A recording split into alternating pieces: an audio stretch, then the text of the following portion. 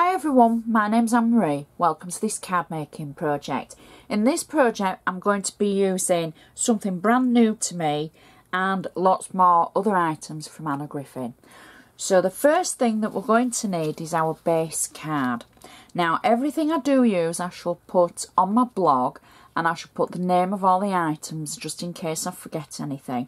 If you've ever got any comments or queries, please feel free to contact me through my blog or through Facebook. I can't reply on YouTube because there's a glitch on the system, and I know I'm a broken record saying this, but for any new viewers I just can't reply to you because my replies disappear.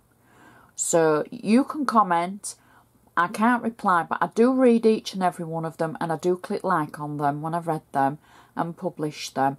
But if you want to reply, go to my blog or Facebook. So this is our base card, and this is classed as a 6x6 scalloped card. I'm going to show you how it looks on our cardometer. Now don't be surprised because it's less than the 6x6 inches. It actually comes in at about we're just refocusing, there we go. It comes in at 5.5 by 5.5 inches, but the envelopes are 6 inches. And that's how, for some reason, the majority of square cards are measured.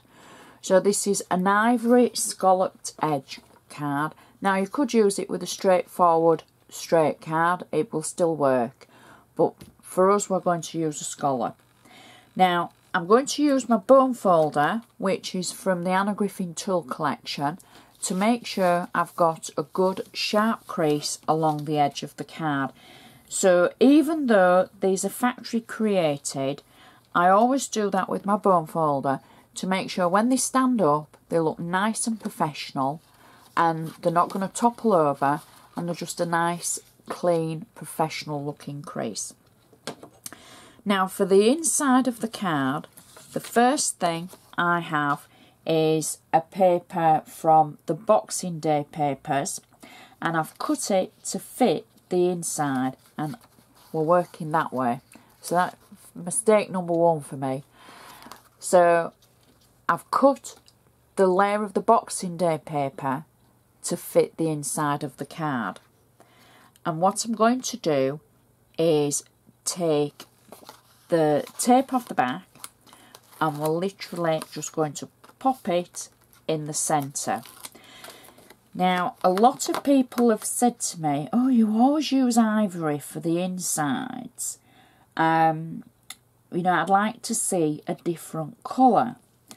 So I thought, well, we'll go with the pale green colour because, you know, if you've got a black pen or a dark blue pen, you can still write on it. So it isn't going to affect that.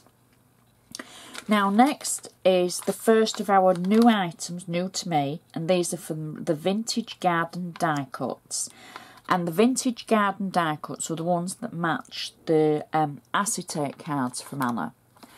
So what I've done is I've taken from one of the sheets a section of leaves, and I've run it through my Xyron machine, and I'm just going to attach it to the side of our card like so.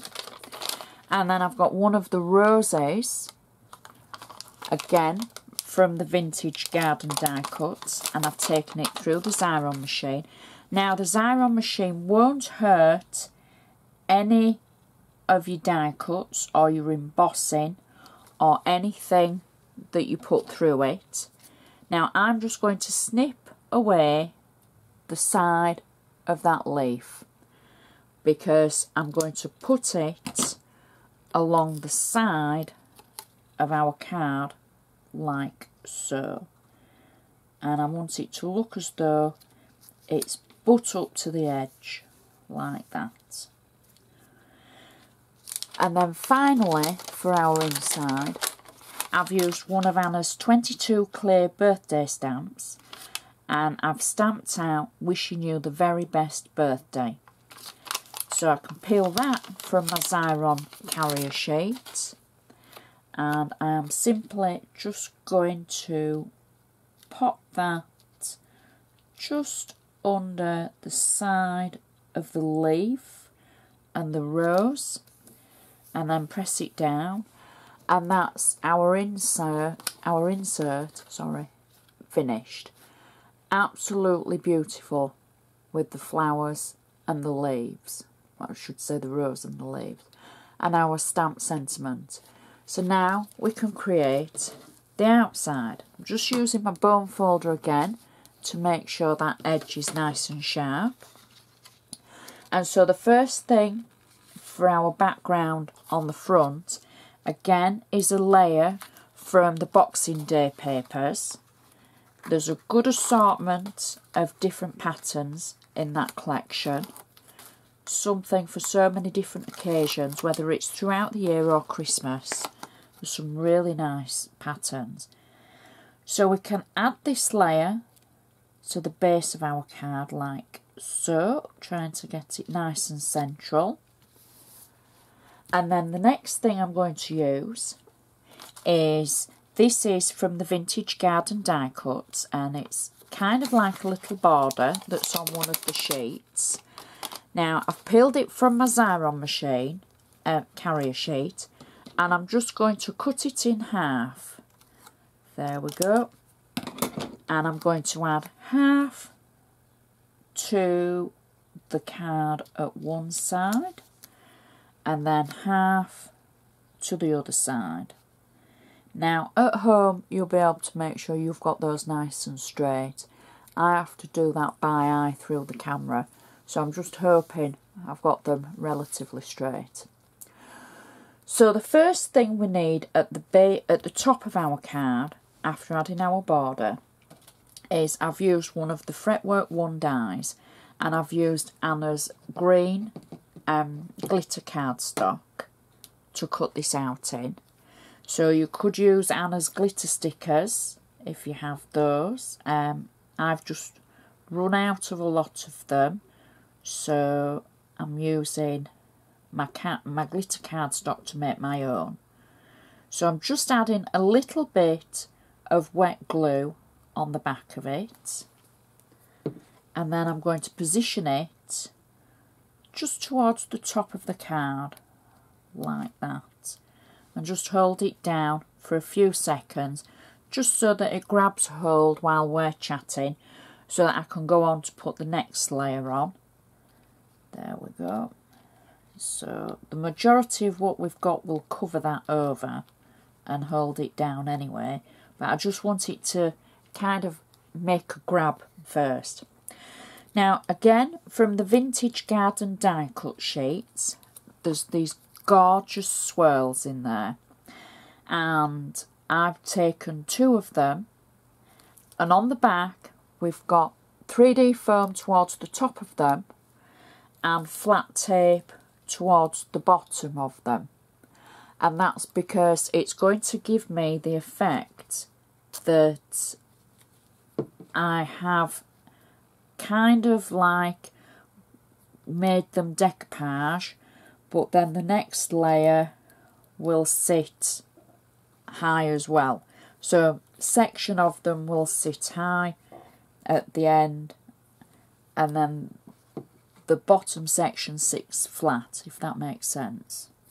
So we've got a raised section at one end there, and then this bit is flat, because then our next layer, again from our Vintage Garden die cuts, I've got 3D foam towards the top of the flowers and flat tape towards the bottom.